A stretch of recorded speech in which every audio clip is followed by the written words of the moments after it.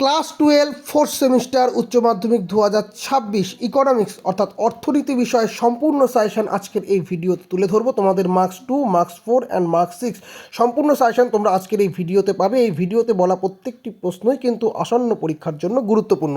এই প্রশ্নগুলো তোমরা ভালো করে রেডি করলে অবশ্যই কনফিডেন্স পাবে এবং ইকোনমিক্স পরীক্ষা ভালো দিয়ে আসতে পারবে বলে আমি বিশ্বাস করি। তবে যে কটি প্রশ্ন দেওয়া আছে এ কটি প্রশ্ন তোমাদের অবশ্যই ভালো করে রেডি করতে হবে। তবে তোমরা যদি বলো স্যার এ কটা প্রশ্ন পড়লে কি কমন হয়ে যাবে সম্পূর্ণটা, আমি কিন্তু সেই নিশ্চয়তা প্রদান করছি না। তবে হ্যাঁ, এই প্রশ্নগুলো পড়ে গেলে তোমরা অনেকটাই কনফিডেন্ট থাকবে এবং পরীক্ষা খুব ভালো দিয়ে আসতে পারবে, এইটুকু তোমরা বিশ্বাস রাখতে পারো। সেই বিশ্বাস নিয়েই আজকের এই ভিডিও শুরু করছি। তো চলো শুরু করা যাক আজকের এই গুরুত্বপূর্ণ ভিডিওটিকে।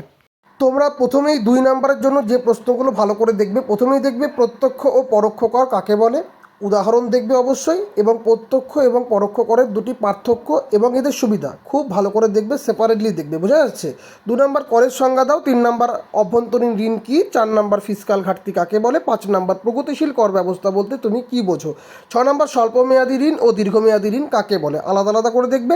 7 নম্বর সরকারি ঋণের দুটি উৎস লেখো, 8 নম্বর অর্থনৈতিক স্থায়িত্বের সংজ্ঞা দাও, 9 নম্বর ভারতে বিশ্বায়ন প্রক্রিয়ার দুটি সুফল উল্লেখ করো, 10 নম্বরে বেশ কয়েকটি পার্থক্য দেখবে, যেরকম পরম এবং আপেক্ষিক দারিদ্র্য, WTO ও গ্যাট এর দুটি উদ্দেশ্য কাজ অবশ্যই দেখবে, সরকারি আয় ব্যয় ও ব্যক্তিগত আয় ব্যয় অর্থাৎ পার্থক্য দেখবে, উদ্দেশ্য কাজ দেখবে WTO এবং গ্যাটের, বোঝা যাচ্ছে।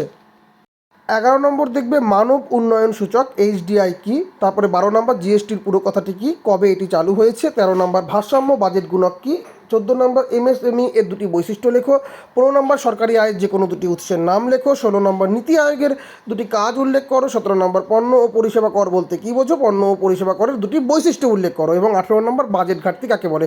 এই কয়েকটি 2 নম্বর তোমরা খুব ভালো করে দেখবে।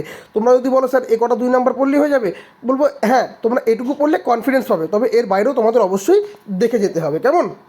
মার্কস 4-এর জন্য তোমরা যে প্রশ্নগুলো ভালো করে দেখবে, প্রথমেই দেখবে অকর রাজস্বের যে কোনো 4টি উৎসের সংক্ষিপ্ত বিবরণ দাও, 2 নম্বর অর্থনৈতিক উন্নয়নে সরকারি ঋণের ভূমিকা লেখো, 3 নম্বর কেন্দ্রীয় ব্যাংকের কার্যাবলী লেখো, 4 নম্বর প্রত্যক্ষ কর ও পরোক্ষ কর এবং গ্যাট ও WTO এর মধ্যে পার্থক্য লেখো। এটা তোমরা 2-এও পড়ছো, 4-এও পড়ছো, 4-এর মতো করে পড়বে, তাহলেই 2-এরটা কিন্তু হয়ে যাবে।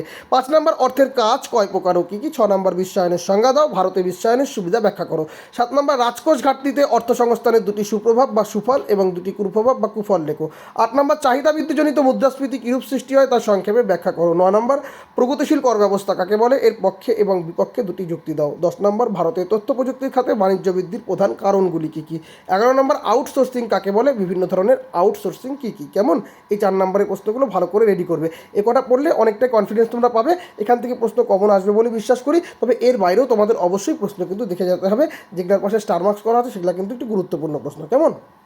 মার্কস 6-এর জন্য তোমাদের কয়েকটি প্রশ্ন বলি। 1 নম্বর তোমরা অবশ্যই দেখবে মুদ্রাস্ফীতি কাকে বলে, এর প্রভাব ব্যাখ্যা করো এবং চাহিদা বৃদ্ধিজনিত মুদ্রাস্ফীতি ও ব্যয় বৃদ্ধিজনিত মুদ্রাস্ফীতির পার্থক্যের নির্দেশ করো। এটা কিন্তু আলাদা আলাদা করে সেপারেটলি খুব ভালো করে পড়বে। 2 নম্বর দারিদ্র্যের পিছনে গুরুত্বপূর্ণ কারণগুলি লেখো, 3 নম্বর নীতি আয়োগের সংজ্ঞা দাও, এর গুরুত্বপূর্ণ বৈশিষ্ট্যগুলি লেখো, 4 নম্বর বাণিজ্যিক ব্যাংকের ঋণ সৃষ্টি ব্যাখ্যা করো, 5 নম্বর মানব উন্নয়ন সূচক HDI কি, কীভাবে কোনো দেশের মানব উন্নয়ন সূচক গঠন করা যেতে পারে তা দেখাও, 6 নম্বর অন্তর্ভুক্তিমূলক প্রসার কাকে বলে, অন্তর্ভুক্তিমূলক প্রসারের কয়েকটি বৈশিষ্ট্য উল্লেখ করো। এই কটি 6 নম্বর অবশ্যই খুব ভালো করে দেখবে, আর যেগুলো স্টার মার্কস করা আছে সেগুলো বেশি গুরুত্বপূর্ণ রয়েছে, তবে সবকটাই তোমরা দেখার চেষ্টা করবে। তবে এর বাইরেও তোমাদের অবশ্যই তোমাদের স্যারেরা যে প্রশ্নগুলো দিয়েছে বা তোমরা যেগুলো প্র্যাকটিস করছো বা যেগুলো তোমাদের গুরুত্বপূর্ণ মনে হচ্ছে সেই প্রশ্নগুলো কিন্তু অবশ্যই দেখে যাবে, কেমন। তো এই ছিল তোমাদের সর্বাঙ্গিক সাজেশন ইকোনমিক্সের। এই প্রশ্নগুলো তোমরা পড়ে গেলে উপকার কিন্তু অবশ্যই পাবে, তোমরা আগামীকালের পরীক্ষা তোমরা কিন্তু খুব ভালো করে দিয়ে আসতে পারবে। সকলকে বেস্ট অফ লাক জানিয়ে আজকের ভিডিও এখানে শেষ করছি, ভালো থেকো, ধন্যবাদ।